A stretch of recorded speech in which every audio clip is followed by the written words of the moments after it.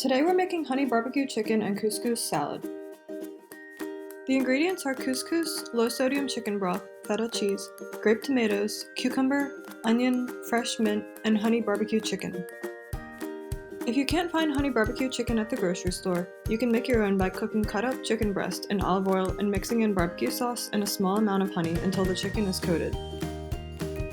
To get started, bring the chicken broth to a boil in a small saucepan, then add the couscous and stir. Cover and let it stand for 5 to 10 minutes until the broth is absorbed. Then transfer the couscous to a bowl and fluff with a fork.